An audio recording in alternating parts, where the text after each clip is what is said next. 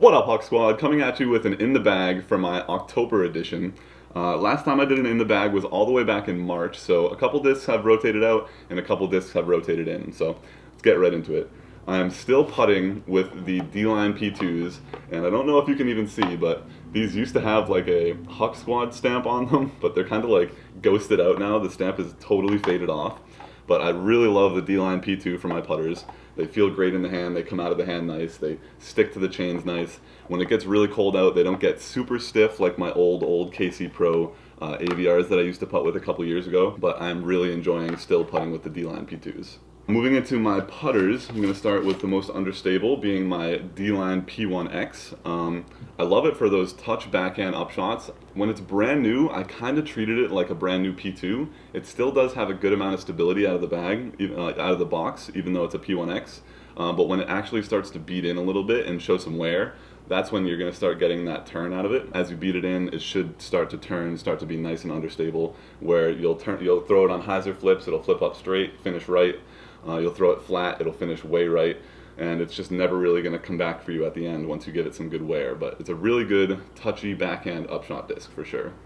Moving up next into the Active Line SENSEI. This is actually one of my favorite throwing putters right now. It just feels so nice in the hand. It almost feels like a version of the next disc I'm about to talk about, without a bead though. It's really got that round edge on the side, it's got that really flat top, it just is shallow in your hand. It just feels super, super money, and when it's brand new, it actually has some really good overstability, and when it beats in, it gets nice and straight with a little bit of fade at the end. So I've been loving the SENSEI for just those normal, straight to fade, like 250-foot backhand upshots. What I was talking about with the SENSEI is, this is my S-Line P3X. The blue one is much older, it's probably like a year and a half old. It goes pretty straight, but it's still gonna have that little bit of bite at the end, and it will still fight in a headwind a little bit. The orange one, actually, Junior just gave me a couple months ago, maybe like a month ago. And this one is a lot more stable, overstable rather, and you throw it nice and flat, it's definitely gonna finish left. I love having both of these because this one I can throw more straight, this one I can throw into a little bit more of a headwind, or if I want it to just finish a little bit more left. But the S-Line P3X is just a beautiful backhand throwing putter. Overstable, headwind. After about a year and a half, it beats in to be nice and straight, and you can always rotate new ones into your bag that you want that little bit more of a fade out of. But the SENSEI feels just like it. Like, it feels shallow and flat the same way that the S-Line P3X feels, but the SENSEI just doesn't have the bead that the P3X has. So it's a little bit of a different feel in the hand, but the shallowness and the flat top is like pretty similar. So moving up next into my Flick putter approach disc, which is the Evolution Tactic. This is by far one of my favorite discs in my bag. Anyone who's been following me for a long time knows that I used to throw the BT Hard Harp a lot, and it was also one of my favorite discs in my bag.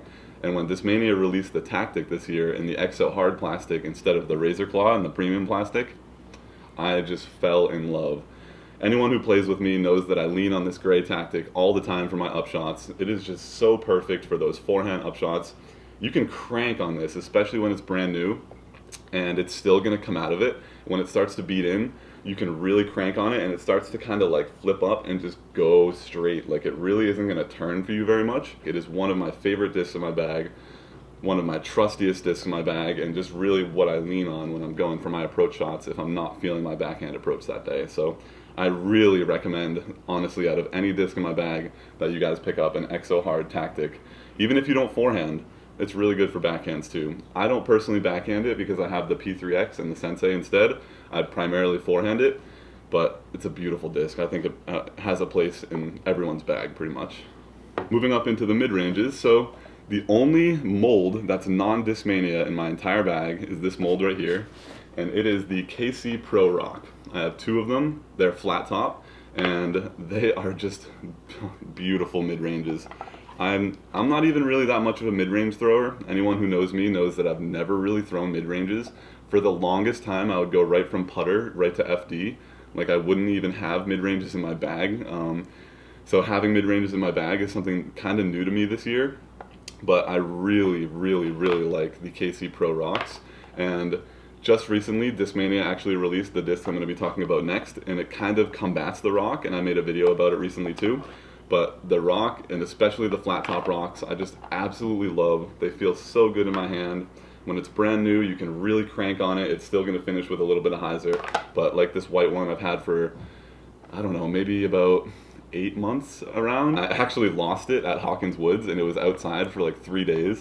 And when I got it back, it was definitely a little bit more flippy. And now I can throw it like on good hyzer, and it's going to flip up, and it's going to still come over, and it's going to finish a little bit at the end if I throw it on a lot of hyzer. But if I throw it flat, it's pretty much just going to be a roller disc. So this one is specifically a hyzer flip backhand disc, and this one is kind of like a straight shot, a little bit more control out of it. But I really, really love the KC Pro rocks. They've been a great addition to my bag this year. And like I said, they're the only non-Discmania mold left in my bag. So hopefully this next disc can kind of kick it to the curb. But this disc is just so money. And I've had so many good ace runs with this. And then I finally got one last month at Hawkins Woods. Moving into the disc that I hope replaces the rock. And it's been in my bag for, you know, probably, I don't know, 2 weeks now. And it's been a pretty solid disc actually. Is the ExoHard Method. So the same reason why I kind of liked the transition from the Razor Claw to the Tactic, and is the same reason why I like the transition from the Neo Method to the ExoHard Method. I just really like baseline plastic in my mid-ranges and in my putters. I don't know, I don't really like premium plastic. I really like the fact that it has a little bit more grip in the baseline. When it's wet, baseline stays a little bit more grippy, and baseline just beats in to be beautiful, you know? You can really season a disc well when it's in baseline plastic. I'm hoping that the Method will kick the rock out of my bag. Like, I don't know if you guys will be able to see this. The silhouette on these two are very similar, and I'm just hoping that after a little bit more practice with the Method and a little bit more wear and tear, that it just starts to feel just like the rock does. And it already feels that way in my hand, but the flight is a little bit different. It might be just a hair more overstable. But even my orange rock is like, I don't know, 2 or 3 months old, so it's pretty seasoned. Whereas, like I said, this one is like 2 weeks old, so it is going to still be a little bit more overstable and have a little bit more bite. But I really, really like this release of this disc, and I'm really hoping that it kicks the rock out of my bag. Moving up into my last mid-range disc, being the CLINE MD5. This disc I actually put back in my bag to kind of reteach myself how to throw and commit to a backhand. I wasn't really throwing backhands very well like a month or 2 ago, and I put this back into my bag so that I was forced to throw my disc flat on backhand or even with a little bit of anhyzer. I was finding that all my backhand discs, shots, I would slow down my shot when I was looking at it on film, and I would pull in like on a hyzer, and I still do this, and it's something that I need to work on. But throwing this MD5 made me pull through more flat and pull through a little bit more anhyzer. So it kind of helped fix my backhand a couple months ago. It's been a really, really solid disc for my forehand in between my Tactic and moving up to like my fairway driver flick disc. So the MD5 has been great because with my Tactic, this is what I lean on for a lot of my upshots, but if I'm in a really tricky spot where I'm kind of like scrambling and I need to throw the Tactic on a lot of ante and have it fight out and kind of come back, it wasn't doing that. It's not that overstable. So what I needed was a little bit of a step up in speed and a little bit of a step up in overstability. And if I need like that short shot, like 150 feet, where I need to release it like on a hard anhyzer, I know if I throw this slow enough, it's gonna fight all the way out of it and come out. Whereas the Tactic, if I throw it slow, it's just gonna like ride that angle and slowly finish flat, which is a really good shot to have. But I needed the complementary, like more overstable shot. And I even tried a brand new Tactic, and it wasn't doing what my MD5 would do on that slow speed. So MD5 was great. It re-taught me how to throw a backhand correctly, and it's really good for those touchy forehand, you know, approaches that you need more stability out of, or if you just need to throw a forehand into a headwind, or just really rip on something that you know is predictable and will come back. But CLINE MD5, great disc, very overstable, good for flicks, good for overstable kind of flex, flat backhands. Just a really, really good disc. I only have a couple fairways and distance drivers in my bag. I really love throwing putters and mid-ranges. So let's get into my first fairway, being my old and seasoned and trusty S-Line FD. Anyone who's played with me knows that this S-Line FD, I've had it for like a year and a half, maybe more, and it's still like not overstable, but it's still stable. Like, it is not flippy. I was expecting this thing to beat in and turn into like a hyzer flip, turn and kind of barely finish. This disc is just surprising me with how stable it's been over the past year and a half, and I really do like it. It's obviously been a staple in my bag, and it's been great for those backhand shots. But I kind of wish that it would beat in just a little bit more so that I can get that little bit of extra turn on those tunnel shots. But for anyone who's never thrown an S-Line FD or even a C-Line FD, my friend Mark, we've been friends for years now. He's been seeing me throw Discmania for years. He finally picked himself up a C-Line FD, and it's completely changed his game. He's like, holy crap, why didn't I pick up this disc a long time ago? People say an FD is like a T-Bird, but it's not like a T-Bird. It has more glide, it has a little bit of a later turn, and you can kind of get it to do a little bit more of what you want. A brand new T-Bird is going to be pretty overstable, especially in 175 grams. So I really highly recommend getting yourself an FD, whether it be in C-Line or S-Line or whatever plastic you prefer. The FD is just an amazing disc, so definitely check it out. Moving up to my fairway driver, more of a flick disc. I do use this. This is the Neo Instinct. I do use it for backhands. I'm probably about 50-50 actually with this, but this is my fairway driving flick disc. It's nice and straight. Actually, at this point, it's pretty beaten in to the point where it will turn a little bit. Honestly, for my game personally, I don't like throwing flicks with discs that are gonna turn naturally. I like to force my turn on my flicks and then have them come back with something overstable.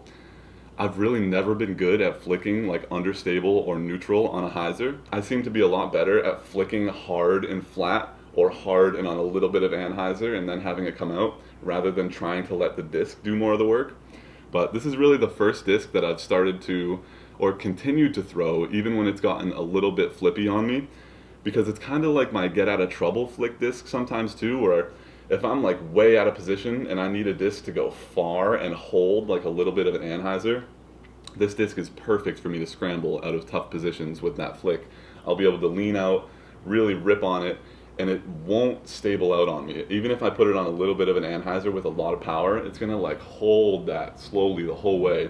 And it is probably about, I don't know, maybe about a year old at this point, so it is pretty seasoned. I throw it for those hyzer flip backhand shots that I want a little bit more stability than my FD, and I really have been loving it for the get out of trouble flick shots or just those kind of small hyzer flip up to flat flick shots off the tee.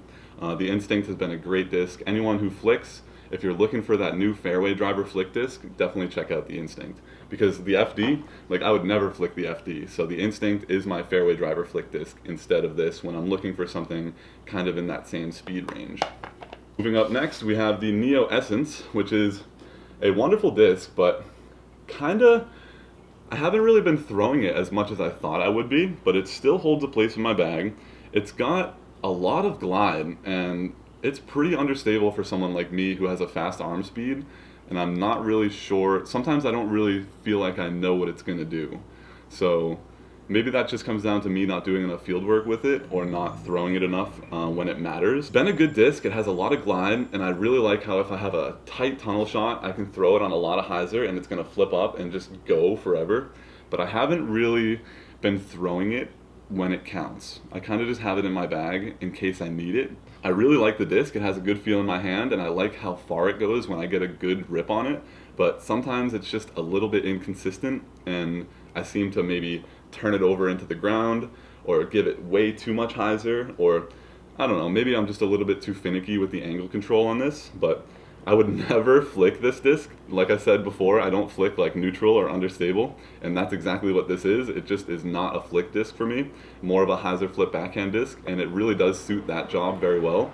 But like I said, maybe I don't throw it enough, maybe I don't do enough field work with it, but it is a really good disc, and it is going to stay in my bag for now until I either find something to replace it or just figure that I don't throw it enough and I just don't need it. But as of right now, it is staying in the bag, and it is a solid disc. Moving up to my kind of like, it is a PD, and I was going to say my power driver slot, and it's obviously right in between a distance driver and a fairway driver, and it's my Dark Maul 2 Color Glow C-Line PD, pretty much, Avery Jenkins run. And I primarily use this for forehands. I used to have the FD3 in my bag for a long time, and as sad as it sounds, it was a beautiful disc, and it was one of my favorite discs for like over a year. I have 2 aces with it, but it's purple, and it's kind of weird to say, but I stopped throwing it because when I was filming, I didn't even want to throw it because you can't see it on the camera. So I stopped trusting it in a weird way because of that. And then when I got this back from Maple Hill, I dumped it in the pond on accident one day. I got this back from Maple Hill and I put it back in my bag, and I just really liked how it felt for those forehands. It's a little bit flatter on top than the CLINE FD3, which is a little bit more domey than this. So I really like those flat forehand discs. I don't backhand this very much, but if I do need to backhand it, I throw it nice and flat. If I throw it on hyzer, it's pretty overstable, so it'll just hold the whole way. But if you throw it flat, it actually like penetrates forward for a while before it crashes. I would probably say I'm like 70-30 on forehand backhand with this disc. I throw it more forehands, but I won't not throw it on backhand if I need to. So it is a solid disc for both of the forehand and the backhand for me. And I was really happy to get it back from Maple Hill because when I first got this disc, I really, really loved it, lost it, kind of got back to my FD3, got it back, and now it's back in the bag. So that is the Dark MAUL 2. It's great for forehands, pretty good for backhands, but not really what I throw it for. Moving into my 3 distance drivers, this is my long bomber, which is my Neo Enigma. And I think this one is in 173 grams. Sadly, I had a Neo Enigma from like the day that they were released last year, and I had it for like a year and a half, probably, like a long time. It was my long bomber. It was pink, just like this one, and I would just crush it. I would throw it on nice hyzers. It got super seasoned. It got super beat in. It was so perfect. And I think like last month, I was just playing a casual round with my friends. I was at Borderland, threw it on hole 17 for a funsy after my first tee shot, crushed it. Freaking hyzer flip the whole way, all the way up near the bush, near the mansion, or at least I assume it was probably up there. And I just go to my regular lie, play it, move on to hole 18, play it, leave, don't even realize that I left this behind. The next day I go to play at my local 9-hole course, Hawkins Woods, and I go to look at my bag and I'm like, what am I missing? And I'm missing my Enigma, my like baby, like my heart and soul. And I was really, really upset. I was like, how could I ever leave that behind? The one disc that I really love, and it's my main distance driver, my long bomber, my 450 footer. I was heartbroken, honestly. So I got myself a new Enigma. This one's a couple months old, maybe 1 or 2 months old. And it's been doing pretty well, but it is more overstable than my last one, even though it's 2 grams lighter. It's brand new, and my last one was like a year and a half old, so obviously this one's not going to replicate the flight of that, but I do love an Enigma for that backhand, long distance shot where you need it to hyzer flip, little bit of turn, and then come back at the end. I do flick the Enigma, but as you guys have heard a million times so far, I don't really like flicking stuff that has a natural turn, and that's probably a weakness in my game, but when I do flick the Enigma and I really commit to it on that baby hyzer, this thing goes forever. Not really a headwind flick disc. It can be a headwind backhand disc if I control the angle the right way. But the Enigma is just, I'm probably going to go as far as to say it's my favorite Discmania driver over the past like year and a half. It's just been so money, so glidey, so far. So if you're looking for a new max distance driver, pick up an Enigma. If you have a fast arm speed, pick it up in like 173, 175. If you don't have a fast arm speed, pick it up in like 168, 170, and I think that it'll be a long bomber for you. Second to last disc here, we have my S-Line DD3, and anyone who watches my vlog knows that I lost my Star Destroyer a couple months back, and I replaced it with this S-Line DD3. And right away, it was like a hard replacement because this was much more overstable than my year-long seasoned Star Destroyer. So it was hard to replace that with this, but now it's a couple months old and it's really starting to beat in nice. And it's starting to be a really, really trusty and predictable backhand and forehand driver. Probably my most thrown driver in my bag. I can trust it on the backhand, I can trust it on the forehand. It goes really far. Not as far as the Enigma, but you sacrifice that little bit of distance with a little bit more control. So I really like the S-Line DD3, especially now that it's beating in a little bit and actually going more forward before it starts to die out on either my forehand or my backhand. But S-Line DD3 is a great distance driver to pick up. Lastly, I'm moving into my overstable distance driver, which is my Cloudbreaker 1. And I primarily use this for forehands, or if I really need to throw into like a headwind with a backhand. It's just pretty much a brand new DD3. It doesn't have much wear on it because I really don't throw it that much. I kind of just treat it as like my meat hook, even though it's not really like overstable. It's overstable enough to be my meat hook right now, and I can trust this in any wind. It's probably a good time to get a new meat hook because just yesterday the Skyrider came out, Simon Lizotte's Signature Series PD2, and I was able to get 2 of them. So maybe when those come in, I'll take this out of my bag and put the new Skyrider in because that's a PD2, so it is going to be a little bit more overstable and fight that headwind a little bit better. But Cloudbreaker, great for the forehands, great for the headwind backhands, and just been a really trusty disc for me the whole time that I've had it bagged. So that's pretty much it. I have 16 discs in my bag and 2 putters. I try not to overcomplicate things. And as you guys can tell by the end of the video now, I have certain discs that I use for forehands and certain discs that I use for backhands, and maybe 1 or 2 that I use for both. And like I said, I really don't forehand putters or mid-ranges, so as soon as I only have the Tactic and the MD5. Every other putter or mid-range that I have is for backhands. And then I kind of forehand the Instinct and I forehand the Dark Maul as like my fairway and my power driver slot. And then I forehand the DD3 and I'll sometimes forehand the Cloudbreaker. Everything else is for backhand. So if you have a forehand and a backhand, it's really good to know what discs you want to do with what style of throw. Hope you guys enjoyed. I'm not sure how long this video will end up being, but gave you guys some good insight into my bag, and I'm really excited heading into the fall and winter season. And we actually have a team challenge season starting up tomorrow, so wish me luck there. I am going out to Burgess down on the Cape Cod to play them, and it should be really fun. It's going to be kind of cold and rainy, so hopefully that rain subsides like towards the afternoon. I think it's supposed to. But hope you guys enjoyed, hope you found some value in this video. If you end up liking my descriptions of any of these discs and you end up going to pick one up for yourself and you like it or don't like it, make sure to leave a comment on this video just letting me know that you were influenced to buy one of the discs, and let me know how you either liked it or don't like it. So hope you guys enjoyed. I will catch you guys in the next one. Drop a like if you enjoyed, drop a sub if you want to see more, keep eating your vegetables. I'm going to the grocery store like right after this to get like a bunch of stuff. I'm going to make a soup today. It's like rainy out right now and I have a bunch of time to kill before work. So I think I'm going to go and make a soup from scratch. So wish me luck on that. I'll see you guys in the next one. Keep eating your vegetables. Peace. Guys, quick update. My fish gave birth the other day. I think it was that one. She's looking pretty chubby.